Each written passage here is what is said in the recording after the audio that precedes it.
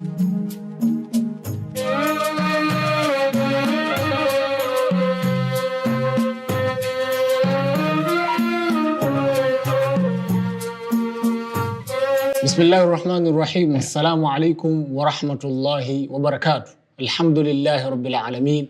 Wassalatu wassalamu ala ashrafil anbiya wal mursalin wa ala alihi wa sahbihi ghurri ma yamin. Amma ba'd. Karibu mtazamaji wa kipindi cha Ulimwengu wa Kiislamu. Utakuwa nami Ustadh Maalim Ibn Umar. Lakini kama kawaida sitokuwa peke yangu siku ya leo. Nitakuwa na mgeni ambaye nitampa nafasi aweze kuwasalimia, lakini pia aweze kujitambulisha. Bismillahirrahmanirrahim. Alhamdulillah. Allahumma salli wa sallim ala rasulillah wa ala alihi wa ashabihi wa wala. Naam. Shukrani sana habibi katika kipindi chetu hiki pendwa, na kipindi kitakacho manufaa kwa jamii nzima, na inshallah Mwenyezi Mungu tujalie afya tuweze kulifikisha jambo la Mtume Muhammad sallallahu alaihi wasallam.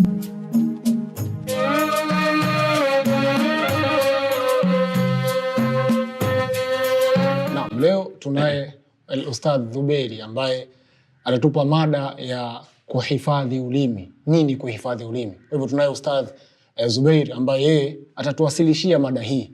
Tuwe makini katika kufuatilia, lakini pia na kumsikiliza kwa makini. Ustadh Zubeiri, tueleze kuhusiana na Bwana Mtume Muhammad sallallahu alaihi wasallam. Vipi ametufundisha namna ya kuhifadhi ndimi zetu hizi? Naam. Naam, bismillahirrahmanirrahim. Ustadh Maalim bin Umar, Allah subhanahu wa ta'ala kwa kupitia kinywa cha mtume wake Muhammad sallallahu alaihi wasallam anasema, man kana yu'minu billahi wal yawmil akhir falyakul khairan au liyasmut. Mtu ambaye kwamba atakuwa amemwamini Mwenyezi Mungu subhanahu wa ta'ala na kuiamini siku ya mwisho, siku ya hisabu, basi azungumze yaliyokuwa ya khairi tupu, au ikishindikana na anyamaze. Hapa tunapata kuona ya kwamba kwa siku mwanadamu anatakiwa azingatie kile anachokizungumza, kwa sababu tunaelezwa kwamba asilimia kubwa ya madhambi yanayotokana nasi yanatokana na ulimi wetu. Kwa hiyo hapa kwenye somo la hifdhul lisan, kuhifadhi ulimi, ni sehemu muhimu sana kwa mwanadamu kuzingatia kile anachokisema, kile anachokizungumza, na katika moja ya mambo bora anayopasiwa yaseme kama kusoma Qur'ani, kumtaja Mwenyezi Mungu Subhanahu wa Ta'ala kwa wingi, na kuzungumza yale maneno yote yaliyokuwa ya khair. Naam. Tayeb. Umetueleza kwamba kwa mafundisho ya Bwana Mtume Muhammad sallallahu alaihi wasallam kwamba mtu pindi anapotaka kusema jambo lolote basi aseme jambo la khairi, ikiwa hawezi anyamaze. Sasa mambo ya khairi umetueleza ni kama kusoma Qur'ani, kuleta azkari. Labda pengine zipo azkari maalum ambazo Bwana Mtume ameelekeza za kuweza kuleta, ama inakuwa vipi? Na kwanza kabisa kama ulivyosema, kama zipo azkar au mambo ya kusema ambayo maalum Mtume alituelekeza, imepokewa katika Sahihul Muslim na baadhi ya vitabu vingine vya hadithi. Mtume Muhammad sallallahu alaihi wasallam anasema, kalimatani khafifatani ala lisani thaqilatani ala almizani habibatani ila arrahmani, kwamba kuna maneno mawili ni mepesi kutamka katika ulimi, lakini ni mazito katika uzani, lakini yanampendeza zaidi Mwenyezi Mungu subhanahu wa ta'ala. Maneno gani? Akasema subhanallah bihamdihi subhanallahi alazim. Kwa nini tunaweka uzito wa kuzungumza? Ndugu yangu Maalim bin Umar, neno lina athari kubwa sana katika jamii. Unaweza ukatamka neno hilo likaita faida kubwa katika jamii. Mfano, leo hii mtu anaweza akawa ni mwanasheria, anaweza akatetea haki ya mtu kwa kupitia neno tu. Bwana huyu hakukosea, huyu mtu alikuwa ameonewa, basi huyu mtu akapata msamaha. Lakini pia kwa kupitia neno unaweza ukahatarisha maisha ya mtu. Tuhukumie maisha yetu ya mtaani. Inaweza katokea siku bahati mbaya mtu tu akamuitia mwizi, kwa neno hilo moja likapelekea maafa ya mtu kupoteza uhai wake. Lakini pia kwa kupitia neno, ndugu yangu, ndoa ndio inahalalika. Ya salam. Katika moja ya vifungu vya sheria vya ndoa ni tamko, kule kukubali na kuitikia.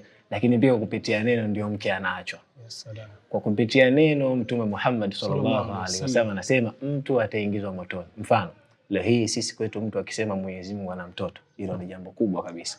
Na Mtume akasema katika hadithi ya kwamba innal abda, hakika ya mja, la yatakallamu bil kalimati, atatamka neno, min ridwanillahi ta'ala, katika maneno yanayomfurahisha Mwenyezi Mungu subhanahu wa ta'ala.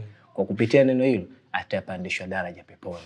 Na sisi Mwenyezi Mungu atujalie ndimi zetu ziweze kutamka maneno haya. Amin. Lakini pia akasema wa innal abda la yatakallamu bil kalimati min sakhatillahi mja atatamka neno, tena neno ambalo atakaolitamka pasi na kulizingatia, yani kwa bahati mbaya anaweza akalisema kwa kupitia neno hilo, katika Sahihul Bukhari inasema ataingia motoni.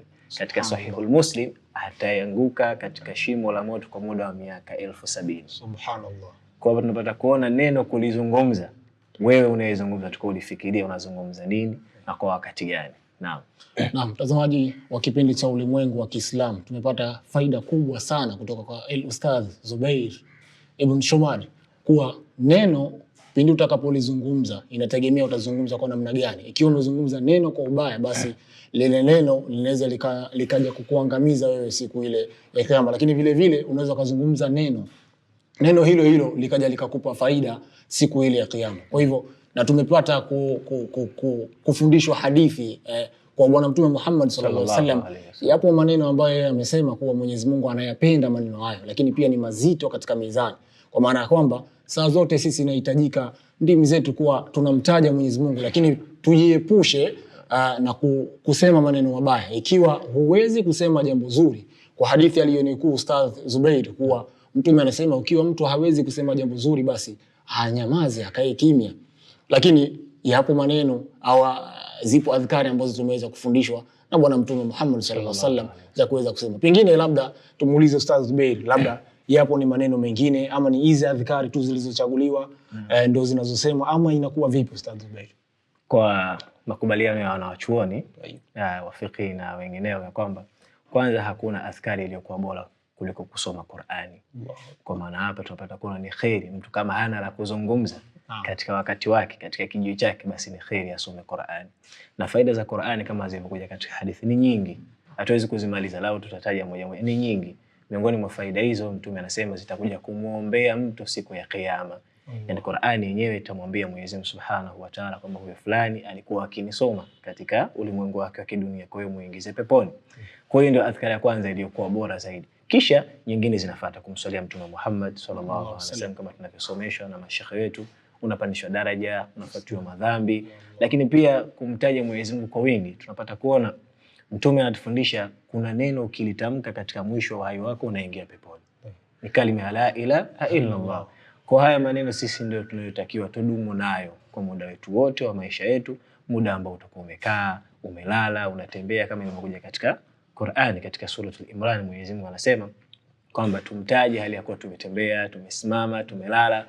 Yapo maneno mengi katika Qur'ani. Almuhimu tusiache kumtaja Mwenyezi Mungu Subhanahu wa Ta'ala. Pengine Ustadh Zubairi, labda watu wanaweza kawa wanajiuliza labda maneno haya ama adhkari hizi zina idadi maalum ya kuwa unaweza kusema, pengine labda ni idadi labda tuseme mara 10, mara kadhaa, ama tuseme mtu atakavyoweza mwenyewe, inakuwa vipi?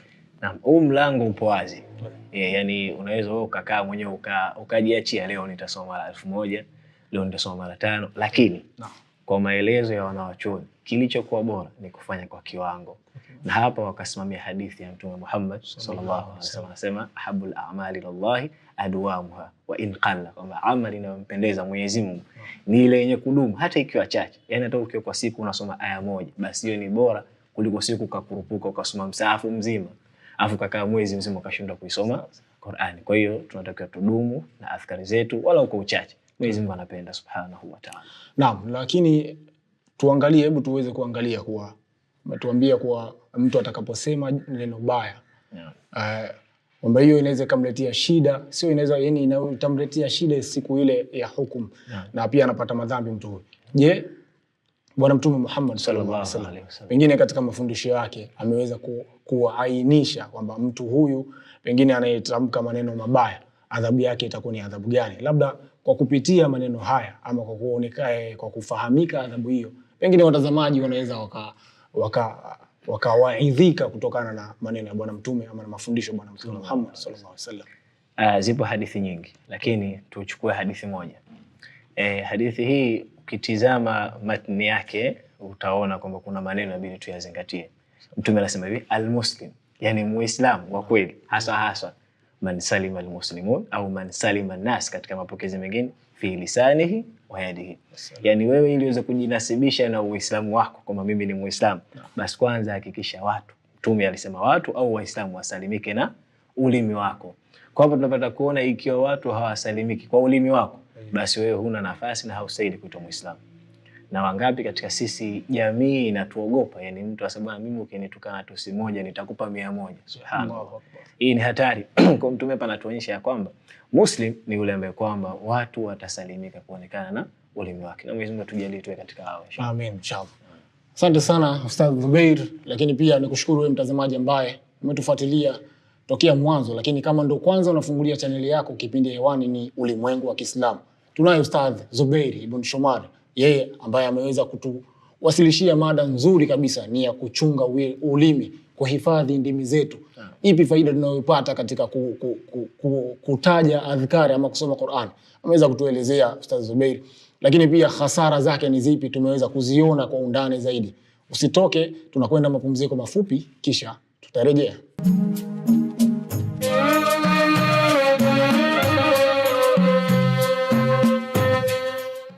Karibu tena mtazamaji wa kipindi cha Ulimwengu wa Kiislamu. Kama ndo kwanza unafungulia runinga yako, kipindi hewani ni Ulimwengu wa Kiislamu. Na hivi sasa tupo ndani ya Ujue Uislamu. Leo katika Ujue Uislamu tutakwenda kuangalia al-istinja, namna ya kustanji. Vipi tunastanji? Tunayo Ustadh Zubair Ibn Shomari ambaye yeye anatupitisha katika mlango huo. Namna gani tunaweza kustanji kisawa sawa ili tuweze kuziendea ibada zetu, maana tunaambiwa ili ibada iweze kutimia lazima tuanze katika mambo ya tohara. Leo tunayo Ustadh Zubair, yeye atatupitisha katika mlango huo.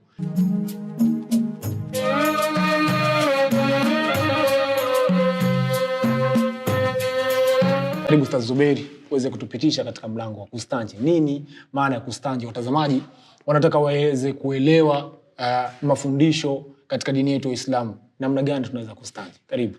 Naam, shukran. Alhamdulillah rabbil alamin wassalatu wassalamu ala ashrafil anbiya imam mursalin wa ala alihi wa ashabihi ajma'in wa ba'd. Kama ulivyoeleza ya kwamba jambo la al-istinja, kustanji, kwanza kabisa tunapata kuona ya kwamba kustanji kisheria ni kule kutoharisha moja ya njia mbili ambayo itakuwa kimetoka kitu chochote kichafu katika njia ya haja ndogo au haja kubwa. Kwa hiyo hapa tunapata kuona ni jambo la usafi kwa Muislamu, na kama ilivyokuja katika hadithi Mtume Muhammad sallallahu alaihi wasallam anasema al-Islam nadhifu, kwamba Uislamu ni usafi, na istosha yake katahadhari ya kwamba la yadkhulul janna illa nadhifu, peponi hatoingia mtu mchafu. Kwa ndugu yangu, huu ni mlango mzuri sana wa kuzungumza kwa watu waweze kutusikiliza na waweze kujifunza na waweze kuona umuhimu wa jambo hili. Naam.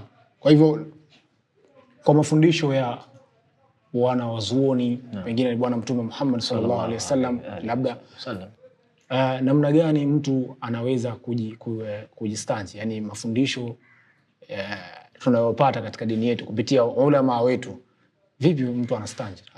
Naam, kwanza kabisa kwa Kiswahili ambacho itakuwa chepesi kwa watu wengi ukifahamu, kujitoharisha.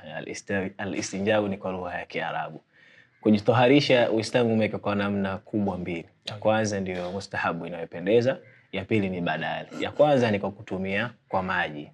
Yani kwamba Muislamu atakapokuwa amekidhi haja, atakapokuwa ameenda maliwato, basi hakikisha anakuwa na maji ya kutosha atakayoweza kumtoharisha sehemu ile ambayo amefanya nini, ametoa hiyo haja. Lakini pia ukapatikana badali. Badali hapa wanawachuoni wanatufundisha kwamba ni mawe au kitu chochote kigumu, kikavu, kisichokuwa chenye kuheshimiwa. Usije ukachukua karatasi za vitabu mbalimbali, vitabu vya dini, ukiacha hata sio cha Uislamu, yani dini yote, lakini kisiwe kitu chenye kuheshimiwa, wewe ukaenda ukakitumia. Kwa hapa tumewekewa wazi jinsi ya kutumia njia hii kujitoharisha tuweze kuwa usafi. Na hii ni rehema kwetu sisi. Imekuja katika hadithi mbalimbali za Mtume Muhammad sallallahu alaihi wasallam kutupa tanbihi kwamba Muislamu anatakikana muda wote awe msafi. Muislamu anatakiwa awe mchafu katika matembezi, katika mazungumzo, katika hali yote anayokuwa na yeye anatakiwa awe msafi. Kwa hiyo ni mlango muhimu sana. Labda Ustadh Zubair tufahamishe, inawezekana mtu huyu akawa maji yapo lakini anahofia kuyatumia yale maji, pengine ni wakati wa baridi, anataka kutumia kitu kile kikavu, huyu ataruhusika kutumia? Naam, swali zuri, swali zuri sana. Mwenyezi Mungu anasema katika Qur'ani, la yukallifullahu nafsan illa wusaha. Kwa nafsi hailazimishwi ifanye kile kilichokuwa nje ya uwezo wake. Kwa mfano yakiwepo maji, lakini maji hayo yana matumizi mengine muhimu, mfano kwa ajili ya kunywa. Sio wewe, hata wanyama, wale wanyama ambao wanaheshimiwa, wanyama muhimu, haya maji sio lazima kuyatumia kwa ajili ya kujitoharisha. Unaweza kutumia vitu kama tulivyosema vikavu, kama mawe au kitu kingine chochote kisichokuwa kuheshimiwa ukajitoharishia. Almuhimu hakujafungwa kwamba lazima tu maji, lazima, hapana. Na hii ni kwa sababu Mtume Muhammad sallallahu alaihi wasallam katika kipindi chake, yeye alikuwa ni katika watu wa jangwani. Maji yalikuwa ni shida, sio rahisi kupatikana kama sisi kipindi chetu. Kwa mlango ukae kwa wazi, maji yatakapokuwa yapo, lakini yana umuhimu wa kutumika kwa ajili ya mambo mengine, basi mtu inafaa na itapendeza akitumia vitu tulivyovitaja hapo mwanzo. Pengine Ustadhi Zubeiri, mtu anaweza kawa anajiuliza hivyo vitu vyenye kuheshimika na vitu gani? Labda ukivitaja inawezekana watu wakapata ufumbuzi, wengine wasijue vitu vyenye kuheshimika na vitu gani, akawa anajiuliza maswali mengi. Naam, swali pia zuri.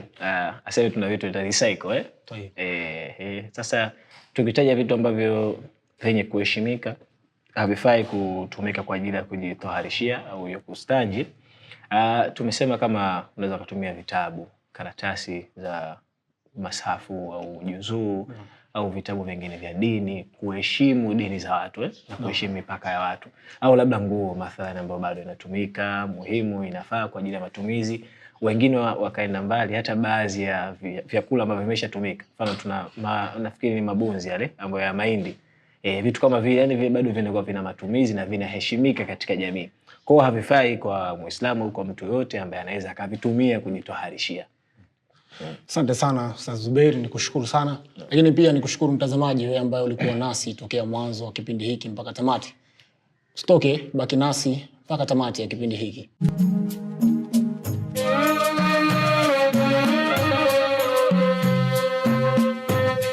Sana mtazamaji wewe ambaye ulikuwa nasi tokea mwanzo wa kipindi hiki mpaka tamati ya kipindi hiki. Niseme tu kila lenye mwanzo alikosi kuwa na mwisho. Mpaka hapa tumefika tamati ya kipindi chetu cha Ulimwengu wa Kiislamu. Ulikuwa nami Ustadh Maalim Ibn Omar, lakini pia sikuwa peke yangu, nilikuwa naye Ustadh Zubeiri Ibn Shomari ambaye alikuwa mwalimu wetu siku ya leo. Ametudarasisha somo zuri kabisa. Lakini kwa maoni, ushauri, wasiliana nasi kupitia mitandao ya kijamii inaonekana hapo chini ya skrini yako. Mpaka juma lijalo muda na wakati kama huu. Wabillahi tawfiq. Wassalamu alaikum wa rahmatullahi wa barakatuh.